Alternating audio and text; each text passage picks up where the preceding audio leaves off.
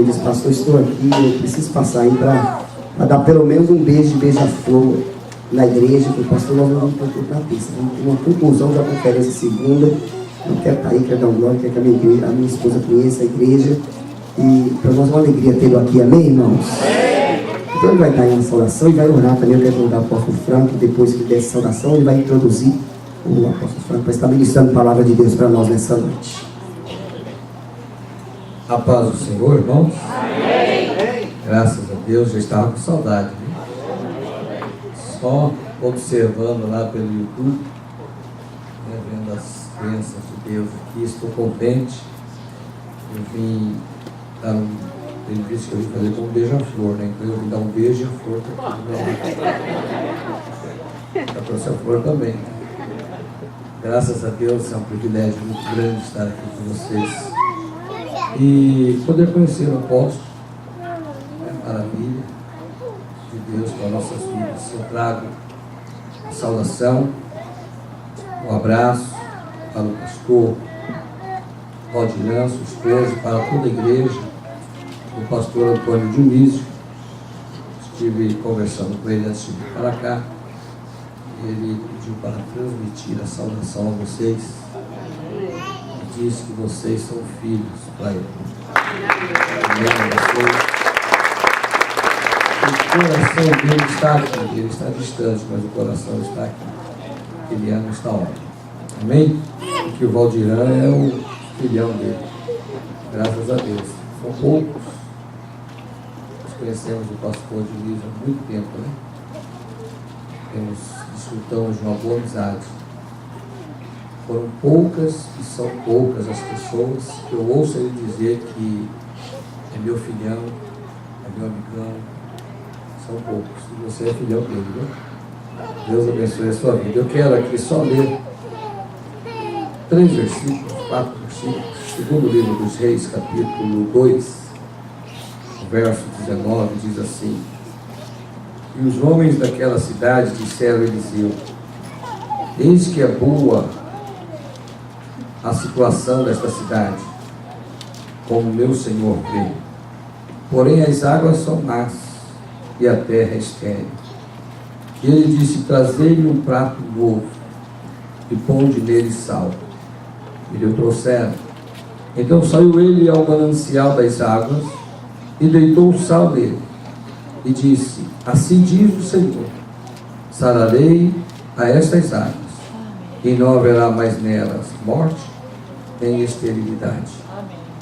E assim ficaram sãs aquelas águas até o dia de hoje, conforme a palavra que Eliseu tinha falado. Amém. Eu tenho certeza que esta é uma grande obra de Deus.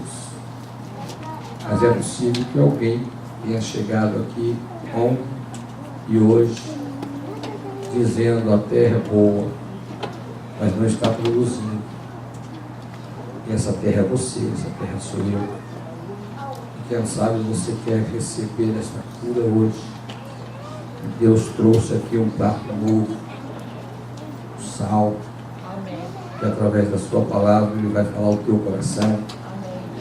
Eu tenho certeza que o apóstolo vai estar com o coração ardendo para entregar tudo aquilo que o Senhor Deus já ministrou ao seu coração. Como foi me dada a oportunidade, quero convidá-los para que se coloquem em pé, por favor. Convidar aqui o apóstolo. Nós estaremos estendo as suas mãos aqui à frente. Nós não vamos pedir para Deus dar, que Deus já deu. Nós vamos pedir para Deus usá-lo mais uma vez e que Ele entregue tudo aquilo que Deus já entregou no coração dele. Amém? Estenda suas mãos. Pai querido, aqui está o teu ungido, o teu servo, Senhor. Está aqui pronto, Senhor, como instrumento afinado para entregar, Senhor, aquilo que a tua igreja necessita nesta noite. Nesta série de cultos onde o Senhor já tem falado, onde o Senhor tem abençoado e operado maravilhas. Nós pedimos, Senhor, no nome de Jesus Cristo, continua operando, estendendo as suas mãos, dando graça e mais sabedoria ao teu servo a cada instante, para que ele possa, Senhor, continuar sendo esse instrumento de bênção, este vaso que vai fazer a diferença, Senhor, em nossas vidas e através da vida dele, para as nossas vidas, o Senhor vai agir de uma forma especial. Eu peço a tua bênção e peço, Senhor, neste momento, unge os nossos ouvidos, o nosso coração, para ficarmos atentos e ouvirmos, Senhor, atentamente a tua palavra. Amém. E desfrutar de tudo aquilo que o Senhor tem para nós nesta noite. Em nome de Jesus. Amém. Amém. Boa noite. Boa noite. Pode sentar no seu lugar. Muito obrigado pela amabilidade. Quero, antes de nada, agradecer ao pastor de novo, a sua esposa, o privilégio de ter sido convidado para falar com vocês nessas duas oportunidades. Agradecer a Deus pela conexão do contato com o pastor José Carlos, a esposa, e o dia agradável que essa igreja me proporcionou. Irmão, se eu tivesse tempo, eu viria a Newark uma vez por mês para passar o dia com o pastor Valdir.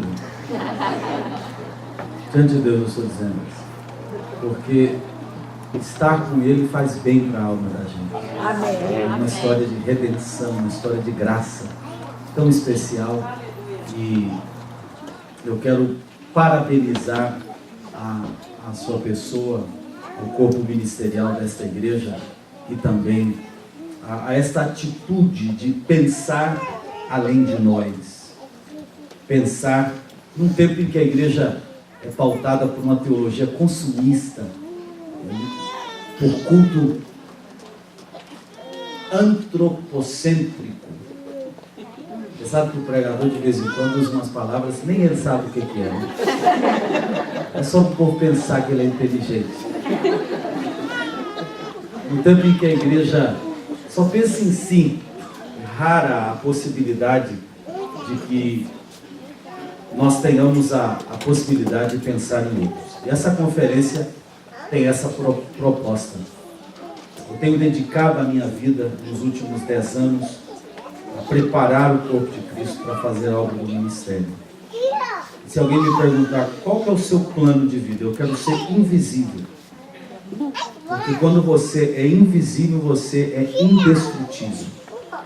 Eu quero me esconder de trás e dentro dos meus filhos espirituais.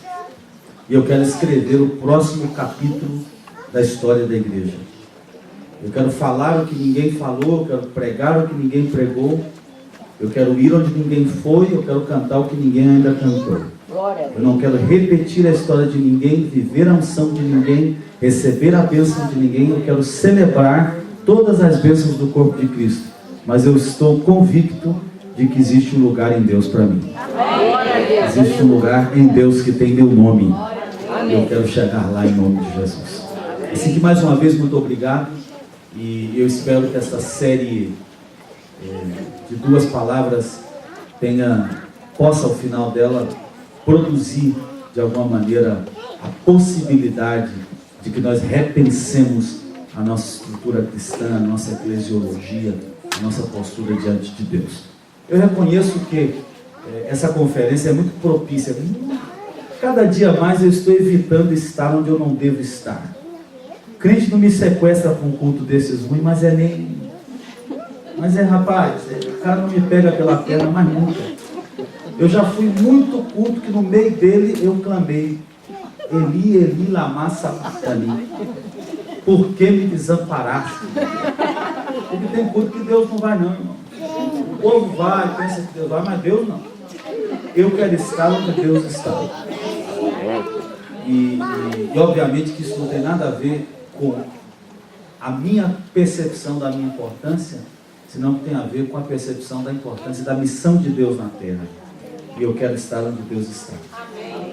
Se você quiser prosperar, é um conselho que eu vou te dar antes de trazer essa palavra.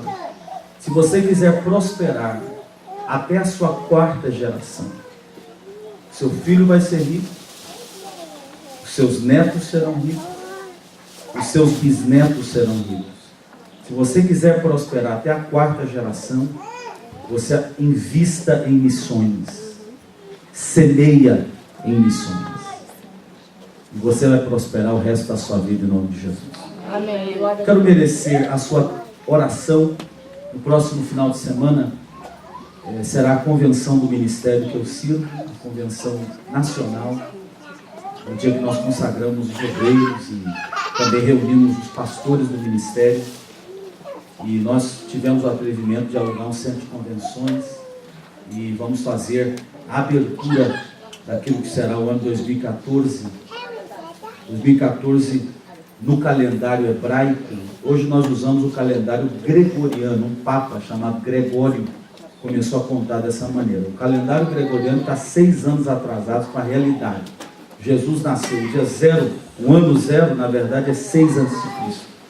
No calendário judaico, é o ano 5.774. A razão por que isso é importante é porque o número 4 na Bíblia é a letra Dalet. E a palavra Dalet, no hebraico, significa esvaziar-se de mim e entrar numa porta. Lembra quando Jesus falou que tem que ser que nem um camelo pode entrar pelo fundo da agulha, porque naquela porta chamada o fundo da agulha em Jerusalém, só entrava se fosse ajoelhado. E a expressão aí é Dalet. O ano de 2014 será o ano do favor e da oportunidade. E nós vamos fazer isso profeticamente nesse final de semana próximo. Eu quero merecer a sua oração. Também pelo atrevimento que nós tivemos de fundar nos últimos anos algumas igrejas em lugares onde não tem igrejas. E recentemente eu cheguei da Nigéria e eu consagrei 40 pastores. Nos próximos 3 anos nós vamos abrir 40 igrejas na Nigéria. Eu creio que Deus vai nos honrar. Isso é bonito para falar um pouco, mas a logística dessas coisas todas são difíceis. Assim, eu rogo a sua oração, a sua compreensão, em nome de Jesus. Eu trago o abraço da minha esposa, dos meus filhos. Eu tenho 2 filhos lindos, igual o pai. Se alguma irmã tiver menina nova que quiser casar com os meus meninos, a senhora pode falar comigo depois.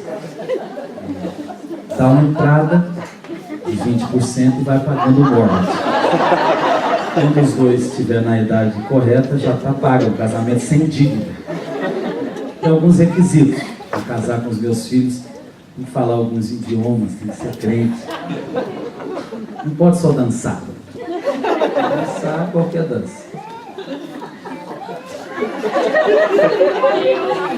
Os meus meninos eram nenéns quando eu falava isso. Agora o Caio está com 16 anos, meu filho maior.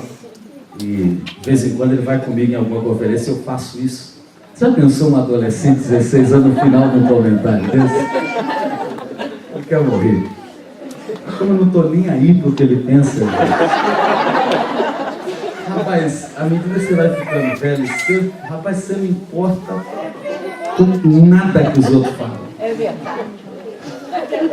Tem pastor que fala assim: vocês estão gostando da mensagem? Rapaz, eu não estou nem aí se você gostou da mensagem. Pensa num peão despreocupado. Aí, não, vou sair da igreja. Rapaz, se você soubesse a alegria que vai dar quando você se retirar desse recinto e largar de produzir essa série de problemas que você produz.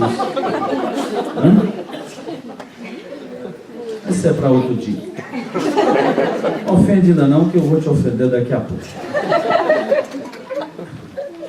Eu quero terminar essa série. Obviamente você vai ter a Bíblia aberta para talvez 2 ou 3 textos. E essa mensagem na série de alinhamento. Diga comigo: alinhamento.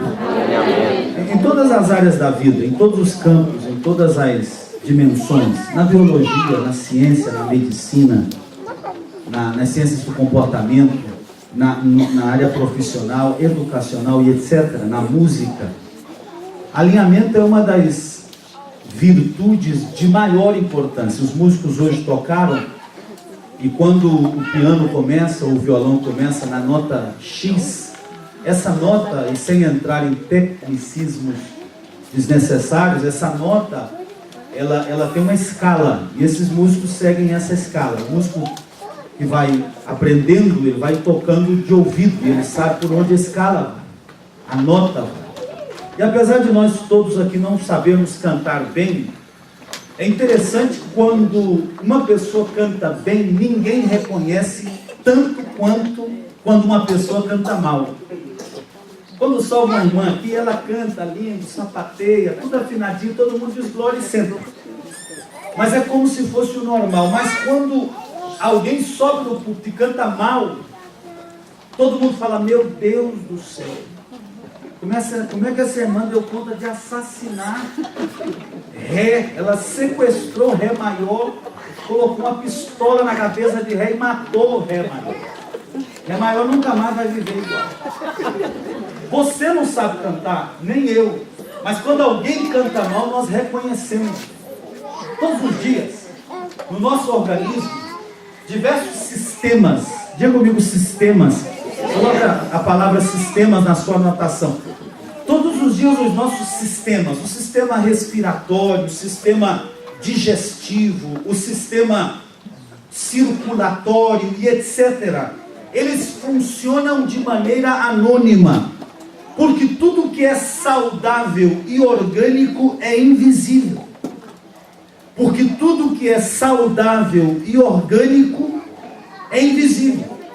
É no momento que a respiração falta, que a digestão não funciona, é no momento que a circulação falha, que nós sabemos identificar que existe um problema naquele sistema. Quase sempre nós não entendemos a importância dos sistemas orgânicos da vida, até que estes começam a ter problema.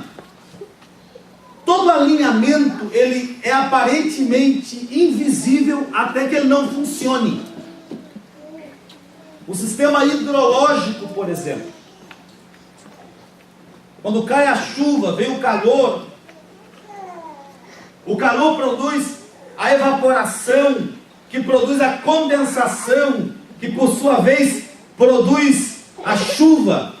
Isaías 55, quando a Bíblia diz que a palavra de Deus não volta vazia, na verdade ela não quer dizer que existe uma inevitabilidade no cumprimento da Escritura. Em outras palavras, que tudo que Deus diz se cumpre, não é verdade. Quantas pessoas você já não ouviu dizer, não, Deus falou comigo, como se a voz de Deus fosse a única premissa para que uma promessa se cumprisse. Isaías 55, antes de falar que a palavra de Deus não volta vazia, descreve um processo sistêmico. Descreve um alinhamento de coisas, porque assim como a chuva, assim como a neve desce, rega a terra, o pensamento da Escritura é que por detrás de todo cumprimento vai existir sempre um processo, e esse processo vai demandar um alinhamento. A coluna vertebral, quando no seu lugar aparentemente é desnecessária, até que alguém aqui tenha sofrido dores lombares ou colunares, então ela é percebida. O casamento, quando está bem, parece que é sem graça, até quando existe um problema ou a ausência dele. Ontem nós nos referíamos à importância de, como indivíduos, pessoas, crentes, alinhar-nos ao propósito de Deus. Que Deus, em sua graça, nos chama como pessoas a que eu, de alguma maneira, seja parte desse processo que Jesus chama de reino, onde a verticalidade do amor a Deus, a invisibilidade das minhas expressões devocionais precisam ser compatíveis à minha entrega horizontal. Em Mateus 22, nós nos referimos ao texto quando Jesus, respondendo aos fariseus, ele disse: qual é o maior mandamento? A essa pergunta responde Jesus: o maior mandamento. Então ele faz menção, refrão, aquilo que o Velho Testamento vociferava vez e outra: amarás a Deus com todo o seu coração, alma e etc. Então Jesus acrescenta a horizontalidade. Que assim como eu amo a Deus, eu preciso amar ao próximo. E este conceito, este encontro de forças, nesse ponto sinérgico, onde a verticalidade da minha vida se encontra com a horizontalidade da minha vida, aí é que existe um alinhamento perfeito para que eu possa viver uma vida saudável em Deus. Na noite de ontem também eu propunha que a igreja de hoje, em termos gerais, obviamente, vai escolher uma dessas escolas de pensamento. Igrejas que são muito verticais, adoram a Deus com intensidade, têm uma vida de expressão bíblica correta. A pregação é fidedigna. Uma igreja que ora, que conhece a presença de Deus, mas é distante dos seres humanos, é esquisita, é alienada do povo, da sociedade, dos problemas diários e etc. Ou não é capaz de perceber que tão importante quanto é a minha verticalidade, também precisa ser a horizontalidade da minha fé. Eu dizia ontem também que existem outras igrejas ou modelos eclesiológicos que preferem uma teologia mais horizontal, mais perto do povo, mais compreensiva, mais humana, mais com cara de gente, mais social, sociável, sociológica e etc. Mas que muito frequentemente se esquece que aproximar-se dos homens e perder a alma é talvez um dos maiores crimes no serviço cristão. Todas essas coisas são premissas muito simples, elementares da experiência da fé, que hoje precisa ser repetida porque nós nos esquecemos. Nós nos esquecemos das coisas mais simples da experiência da vida com Deus. Mas hoje eu gostaria de propor, nos minutos que eu tenho, eu espero em Deus que eu não seja prolífero desnecessariamente e que eu não desperdice esse tempo precioso que foi dedicado a nós. Hoje eu quero propor que esses indivíduos, essa experiência individual que eu e você temos, cada qual no nosso nível de entendimento, percepção, experiência, alguns mais profundos, outros mais rasos, outros mais adiantados, alguns menos. Esses indivíduos eventualmente são chamados para fora, na expressão de Jesus, porque no Novo Testamento, e eu repito de novo, Mateus, existe no velho pacto. O novo pacto não começa na encarnação, o novo pacto começa na cruz. O novo pacto, não, o Novo Testamento não começa na manjedoura, ele começa na tumba vazia. Jesus existe na sua existência terrena, na lei. A graça só começa na ressurreição de Jesus.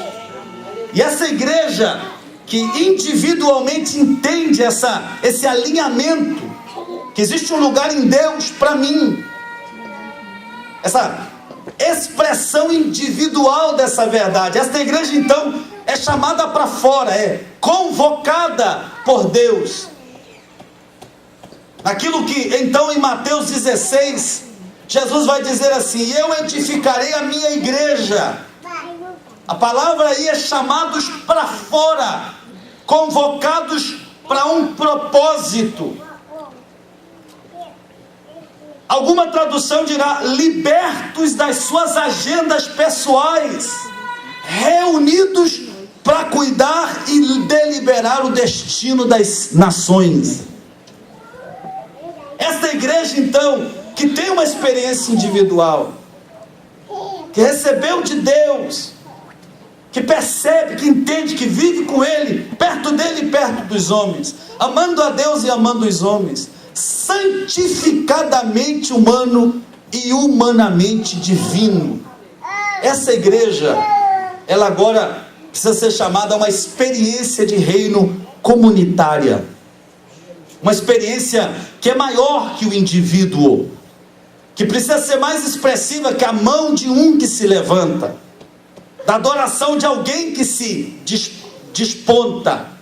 Essa experiência comunitária, que agora vai depender muito mais do coadjuvante congregacional que as atitudes individuais. E a igreja de hoje, e não essa igreja necessariamente, a razão por que ela tem tanta vida de Deus e tanta ineficiência ao mesmo tempo, é porque a nossa experiência nunca alcança atravessar a linha do individualismo.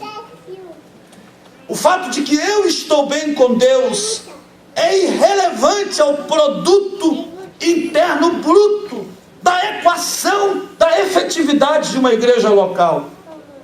Porque não é a minha experiência, é a nossa experiência que conta. E é nesse sentido que você vai ter indivíduos ungidos e igrejas frustradas.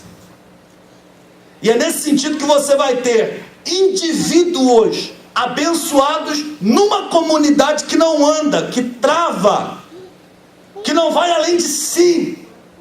Por quê? Porque a igreja é enferma em algumas áreas que a impede de viver essa experiência de alinhamento congregacional, comunitário, de corpo. É quando Efésios diz que todas as juntas, funcionando na exata proporção, é capaz de produzir resultados eternos. O final da história é que o resultado do impacto de uma congregação não e jamais vai depender dos esforços individuais de uma pessoa ou de um grupo, mas da capacidade coletiva que nós tivermos de pensar menos em nós e mais na missão de Deus na terra. Enquanto nós não pensarmos nesses termos, a única coisa que nós seremos produtores de experiências individuais, sem produzir qualquer resultado relevante na sociedade onde nós existimos. E esta, senhores, é a explicação de por que tem tanta igreja e tão pouco reino. Por que tanta pregação e tão pouco resultado. Por que tanta gente canta e o ambiente... Irmãos, lá no céu, os anjos dizem 3 palavras e é suficiente para manter o ambiente celestial. Aqui nós falamos 1 milhão e não muda nada. Porque não é o que nós falamos, não é aquilo que eu como indivíduo faço, senão aquilo que nós como congregação, num credo definido, definimos fazer e chegar em nome de Jesus. Quem está comigo ainda, diga amém, Jesus. Essa experiência comunitária, esse encontro, esse alinhamento do corpo, nos nossos dias é chamado de uma igreja orgânica e missional. An organic and missional church.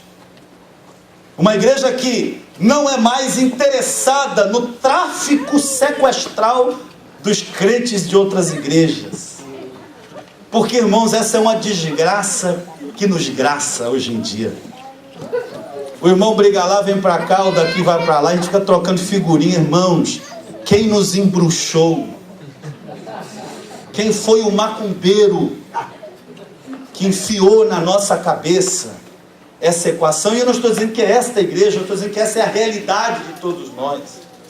Nós celebramos o que chega, despedimos o que vai, mas nós nunca criamos uma comunidade que é orgânica, que tem vida em si, que se encontra, que celebra a vida com graça, que encara as desgraças da existência com favor, com amabilidade, que enfrenta o pecado sem medo, que enfrenta a sociedade sem vender valores.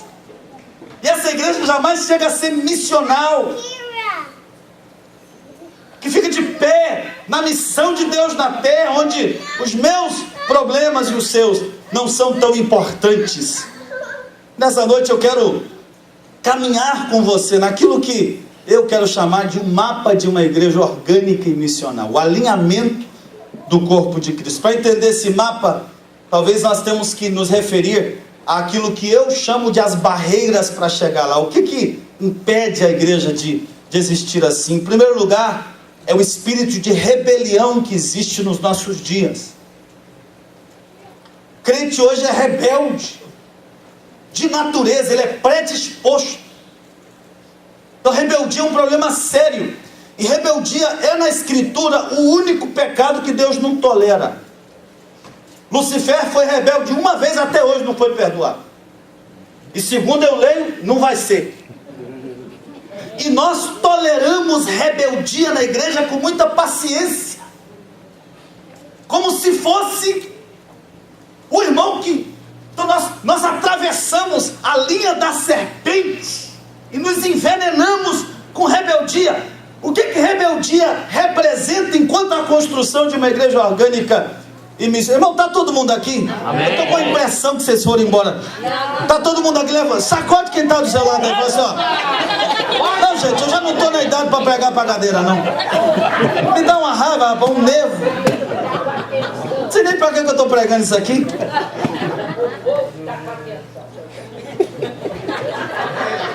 Tormento, rapaz. E não é aquela pregação neopentecostal, rebelde, Deus vai te matar. Não é esse tipo de coisa. É a nossa tolerância com rebeldia.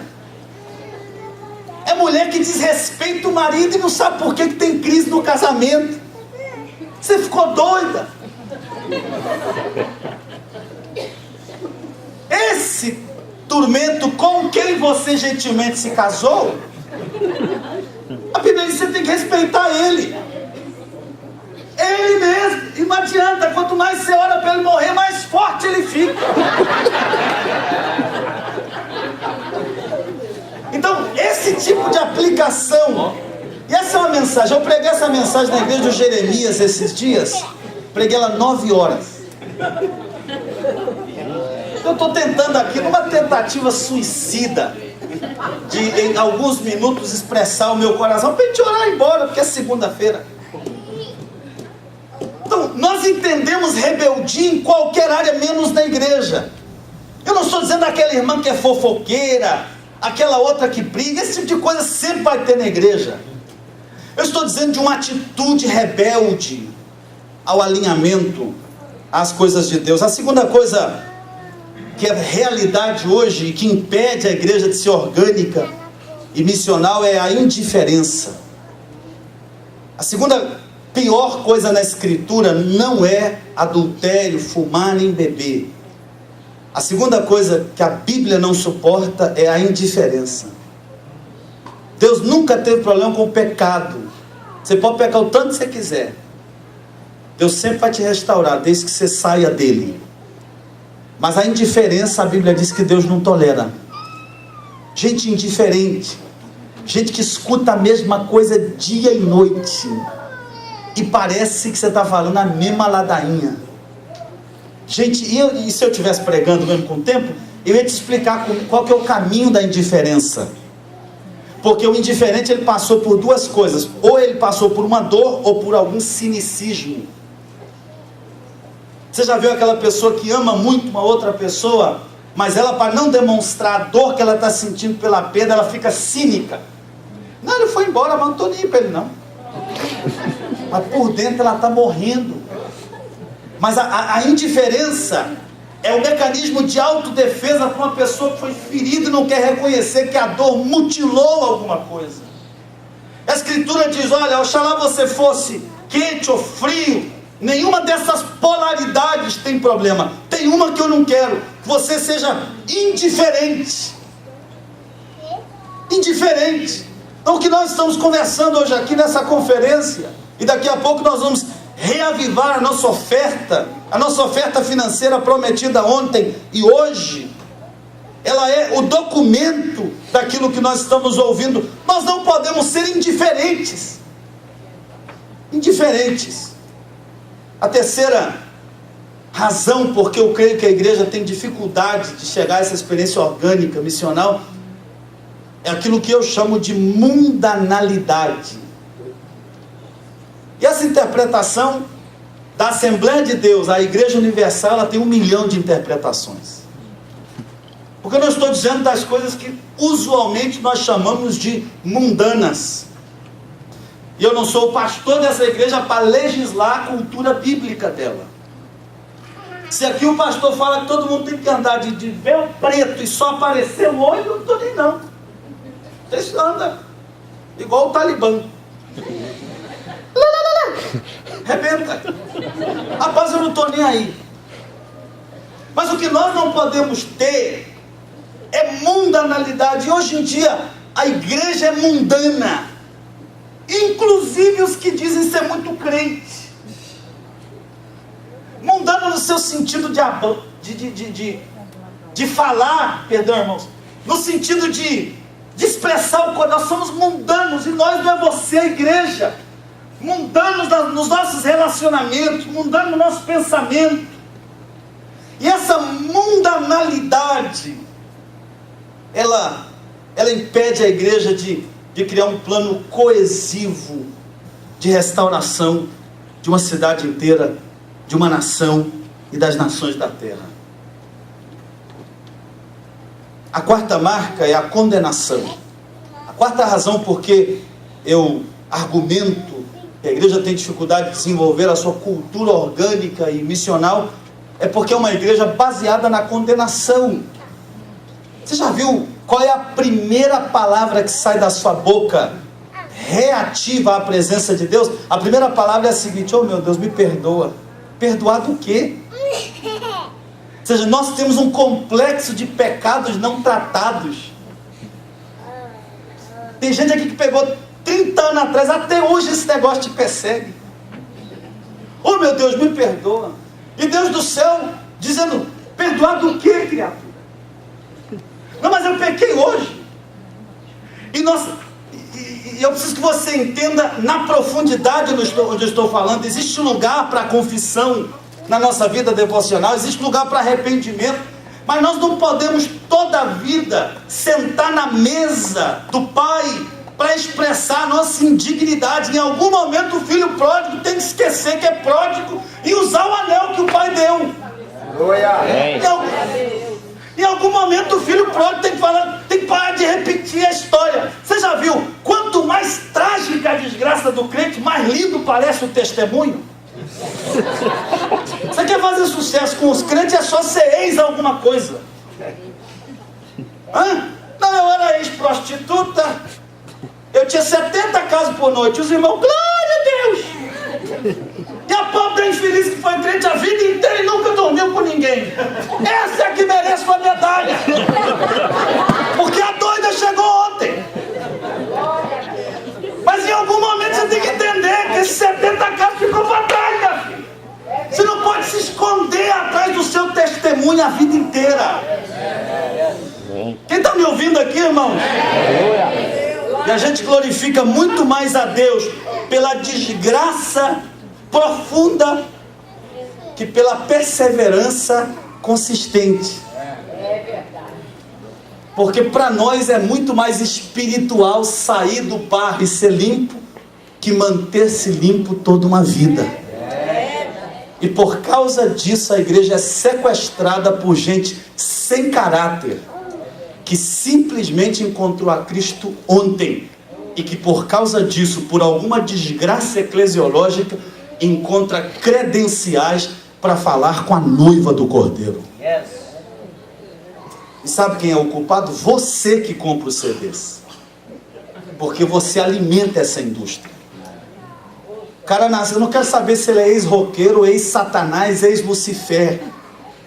Ele tem que sentar no banco e ser discipulado por um pai espiritual. Então ele fala com a igreja. Irmão, eu não estou nem aí se você foi ex-gay, ex-travesti, ex-sequestrador, ex-Las Farc, ex-cartel de Medellín. Meu amigo, para mim, você não pode me sequestrar com o seu testemunho. Não me sequestra, não. Não põe uma pistola psicológica na minha cabeça, não. Pastor, deixa eu conversar com você. Não! E eu te oriento a falar não, Valdina. Oh, pastor, eu preciso contar uma coisa para o senhor. Não! Porque você não precisa me contar, que você vai contar a mesma coisa que você me contou tem 10 anos. Porque como você nunca cresceu e nunca desenvolveu, você está sempre usando o seu testemunho para se esconder. E ninguém tem coragem de falar isso. Eu falei hoje. Como eu embora amanhã de manhã. Eu sou valente todo quando eu vou embora.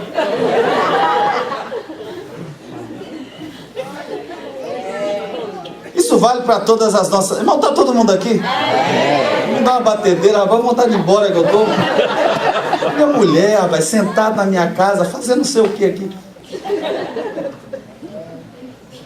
Isso vale para qualquer mulher aqui que alguma vez perdoou o marido e o seu perdão virou uma granada, irmã. Minha amiga, você tá pior que o Comando Vermelho de Bogotá. Você perdoou ele uma vez, mas toda vez que ele olha para você, você pega a granada e fala assim, fala. Você não te arrebenta a cara. Rapaz, larga essa mulher. Larga ela. Aí, we wonder. Não larga não, irmãos, em nome de Jesus. Desconsidere-se. Que alguém aqui vai largar amanhã, vai falar que largou por causa de mim. Se alguém se parar aqui, você não põe a culpa de mim não. O meu ponto é o seguinte: você não pode usar, você que é louvorista, você que é adorador, você pode subir aqui umas 2 vezes, contar que você fumou isso e aquilo, mas irmão, on the third week, não adianta quanta maconha você fumou, meu amigo, você tem que aprender alguma coisa. Quem está me entendendo a importância disso, irmão? Aí a gente fica impressionado, não sei por que a igreja não caminha, porque todo mundo está escondido atrás de um testemunho eterno, de uma falta de desenvolvimento tremenda. Aí você nunca pode falar com a igreja do jeito que eu estou falando aqui, porque você tem... rapaz, se eu pudesse pregar direito, porque você nunca pode desenvolver a missão da igreja. A missão da igreja não é consolar. Quem consola é o encontro individual com Cristo. Então a igreja, por causa de gente sequestrada pelo seu eterno testemunho, a igreja tem que ser uma igreja consoladora a vida inteira. Deus te ama, Deus te ama, Deus te ama, Deus te ama. Irmão, em algum momento você tem que resolver essa sua carência. Meu amigo, Deus te ama e ponto, acabou. Vambora pra frente. Eu não sei por que Deus não me ama. Eu sei. Você tem que se resolver em Deus. Aleluia. Porque as suas crises individuais não devem pautar a agenda da missão orgânica da igreja. Quem está comigo, diga amém, Jesus. A opressão satânica. Deixa eu adiantar isso aqui, que até eu estou cansado dessa mensagem. Opressão satânica, preocupação, desânimo e pecado fazem parte desse mapa, dessa igreja que sempre está individualmente ungida e coletivamente inefetiva. Individualmente feita de adoradores, mas que não consegue cantar na mesma nota. Eu não estou dizendo do cântico da igreja, a metáfora da adoração. Uma igreja esforçosamente evangelística e desgraçadamente infrutífera, porque ela é prosélita. Nós nos parecemos muito mais com as testemunhas de Jeová. E se tem alguma pessoa aqui que veio dar testemunho, não ofende não. E o evangelho é só um produto a ser apresentado por alguém que não se preocupa com o outro. E é nesse sentido que a cidade vai percebendo, a sociedade, a comunidade vai percebendo que nós não nos importamos com a cidade, com a alma, com o destino eterno. Nós nos preocupamos com a agenda nossa, com a nossa percepção, com aquilo que nós entendemos ser aquilo que devemos fazer. E por nós não é você. O apóstolo Paulo talvez vai nos dar o remédio para curar essas mazelas que são apresentadas na igreja. Na epístola de Paulo aos Colossenses, no capítulo 3, do versículo 16, e na epístola de Paulo aos Efésios, no capítulo 5, no versículo 19, parece ser que Paulo descreve qual era a experiência congregacional no Novo Testamento. Parece, e eu digo parece com muito cuidado, porque é um argumento, eu penso, não necessariamente aquilo que é. Mas parece ser que nesses 2 versículos Paulo recomenda como deveria ser o culto do Novo Testamento. Porque numa comunidade que sai do judaísmo, acostumado com o protocolo da sinagoga, as reuniões cristãs conectadas ao pensamento de Jerusalém tinham um formato veterotestamentário. Nas igrejas de Paulo, genuinamente apostólicas, livres da tradição do judaísmo, da sinagoga, existe uma nova eclesiologia, uma nova experiência de fé que Paulo tem que explicar de novo. E nestas expressões da Escritura, eu encontro nesses 2 versículos 4 coisas que Paulo diz que nós devemos fazer para curar o nosso individualismo e ser um só corpo. A primeira expressão é que Paulo diz que quando nós nos reunimos, nós devemos nos reunir com salmos. A segunda expressão, Paulo diz que nós devemos nos reunir com hinos. A terceira expressão é que nós devemos nos reunir com cânticos espirituais. A quarta expressão é que nós temos que nos reunir com louvor ao Senhor. Eu faço uma pergunta e essa pergunta ela é de uma tese de doutorado. Olha aqui porque isso é importante. Na eclesiologia de Paulo, o que falta? O que não tem? Ele diz assim: quando vocês se reúnem, em Efésios 5,19 e Colossenses 3,16, reúnam-se com salmos, com hinos, com cânticos espirituais e com louvor ao Senhor. Eu te faço uma pergunta: que é o que não tem na igreja de Paulo? Pregação. Paulo disse: quando vocês se congreguem,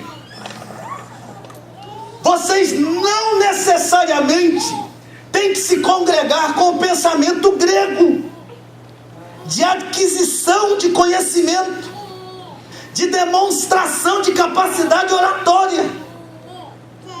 Porque a igreja do Novo Testamento não necessariamente tinha pregação todo culto. E nós hoje somos viciados em pregação. E quando tem um cara igual eu, que é um palhaço, aí que o povo gosta. Por todos os motivos errados. Aí alguém vai pensar assim: esse homem não valoriza a palavra. Se você me conhecer de verdade, você vai saber que é todo o contrário.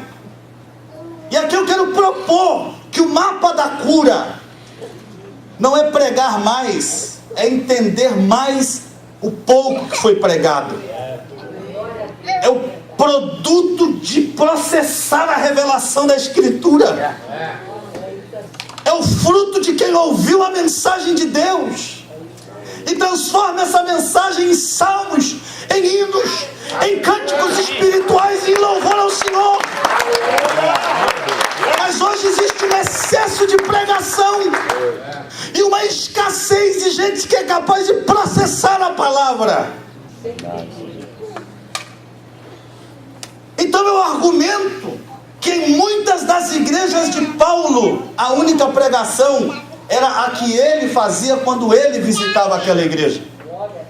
E uma mensagem do apóstolo Paulo, argumento teológico meu, era capaz de sustentar aquela igreja por meses, que cantava em hinos, salmos, cânticos espirituais e louvor ao Senhor. E para quem gosta de música aqui, isso aqui não é uma apologia a cantar por 2 horas, não. Eu quero explicar, não está todo mundo aqui ainda? Eu quero explicar para você o que eu entendo por